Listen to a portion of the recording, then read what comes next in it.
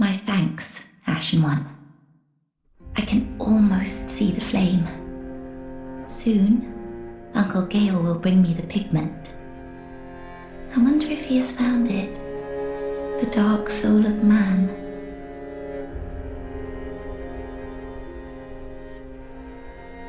From the Cathedral of the Deep, the Slave Knight Gale brings us into the painted world of Ariandel, a snowy world for those who have no place in the outside world. The painting has become consumed by rot, a substance of which we know very little of, but based on the words of the only sane Corvian in the village, it seems to be analogous to the spreading of the dark on the outside.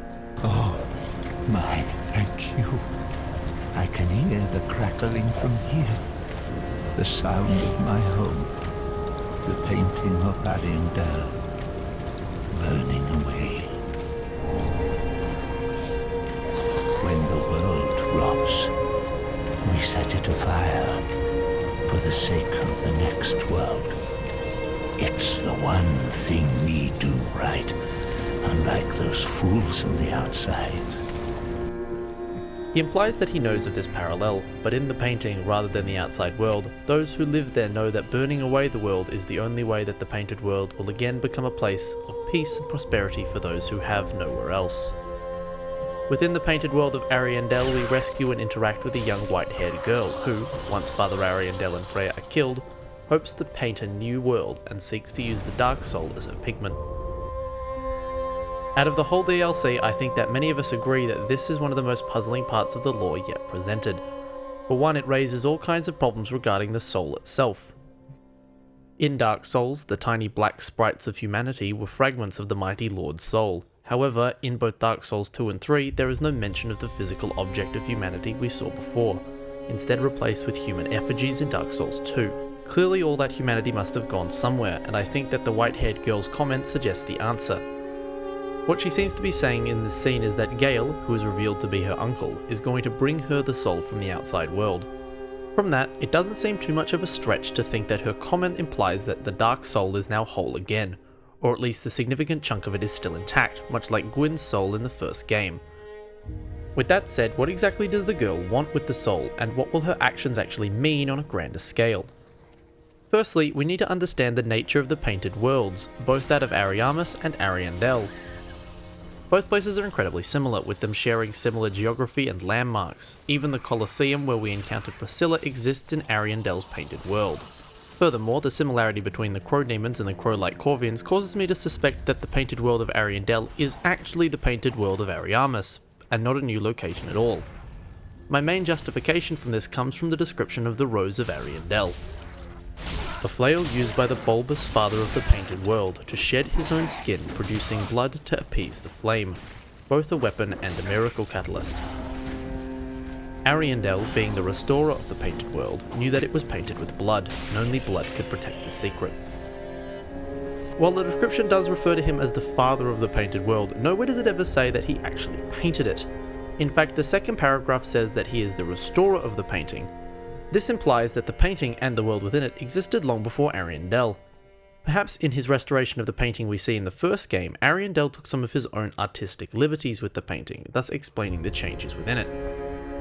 Another idea is that the reason the painting in Anor Londo showed a ruined castle with a broken bridge is that because the painting reflects the state of the world within.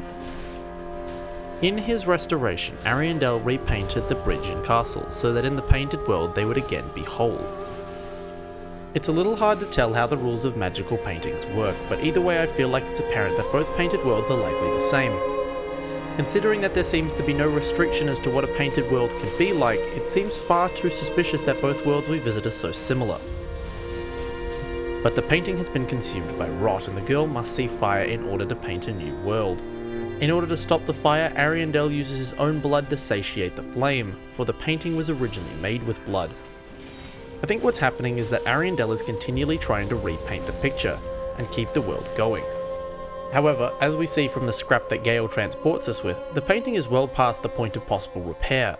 This world has been struggling against this rot for thousands of years, and now must be finally allowed to die. From this I believe that the painted world is indeed a place for things that have no home on the outside. I'm also inclined to believe that originally Priscilla's statement in the first game is the truth. The land was peaceful and its inhabitants kind, however over time the rot took in and the world began to fall apart.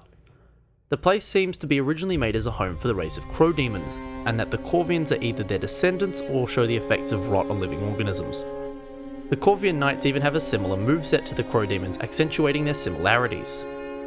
However, the rot that afflicts the world has finally consumed it, and a new painting must be made. The Corvian states that they will destroy the world for those who come after them, seeming to imply that he and all the other inhabitants will die once the new painting is made. The new painting will then again become a refuge for those who have no place in the real world. While a game would seem to suggest from the inhabitants we see that this is mainly monstrosities, there is a notable exception in the Grey Wolves. We've seen in the past that the wolves have some degree of intelligence, and unlike the undead dogs we see in the real world, are mostly intact in regards to their bodies and minds.